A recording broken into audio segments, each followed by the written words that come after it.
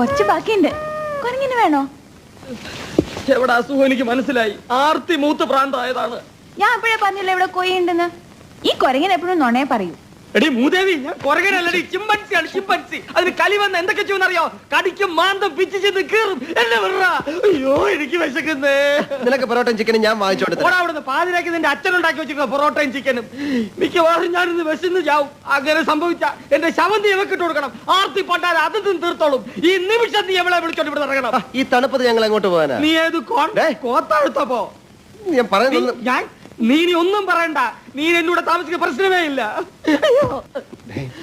ഞാൻ പറയുന്ന ഒന്ന് കേക്ക്. ഒന്നും പറയണ്ട.